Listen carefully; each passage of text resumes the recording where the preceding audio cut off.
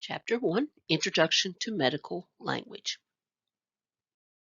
And now we're going to look at the techniques for learning the terms, and this is really what you'll be doing throughout the course, and that's analyzing, defining, and building, and we're going to look at those a little bit more separately. We now look at the third stage of analyzing, and that's to label each of the parts. Arthur is going to be our word roots. The O is going to be combining vowel. And pathy is going to be our suffix. So you abbreviate those above each of the word parts, and you have them divided out into the full term.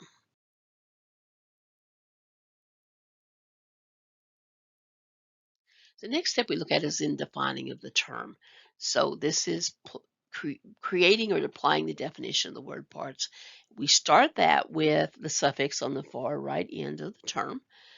In this case, pathy means disease, and arthro means joint. We've gone now back to the first part of the term. And when we put arthropathy together and define it, it means disease of the joint. So now we have the parts all together, including the defining. The next step we look at is in defining of the term. So this is creating or applying the definition of the word parts. We start that with the suffix on the far right end of the term. In this case, pathy means disease, and arthro means joint.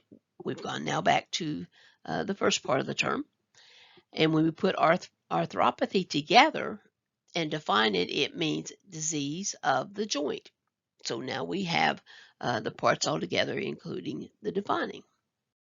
And now we look at just a few of the word parts that are shown in this particular chapter. These are word roots, and we've already looked at Arthur, and that means joint. Hepat is liver. Vein, or vein, is vein. And osti is bone. So this is just some, again, of our word roots, the fundamental meaning that's going to come in the term.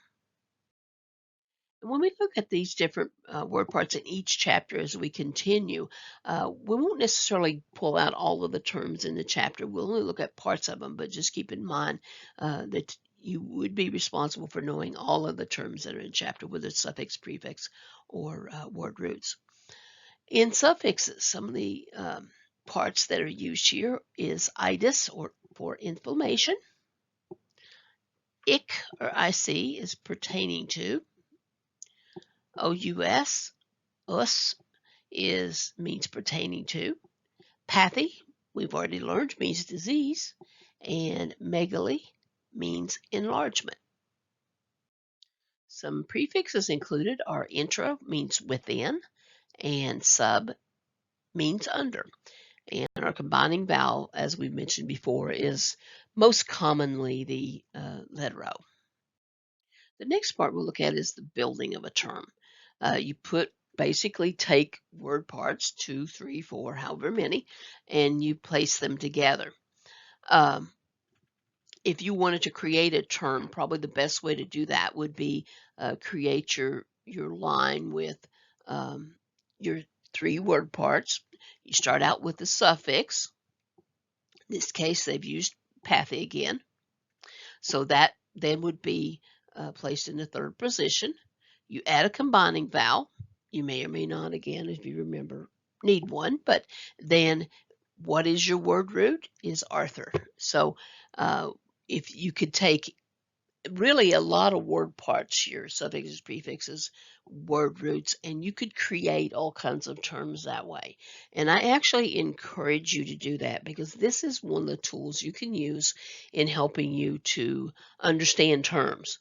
So one of the things that I've had students do in the past when I was teaching this in a classroom was to actually do this process, to just pull out word parts and put them together in their different positions here, and then to define the term.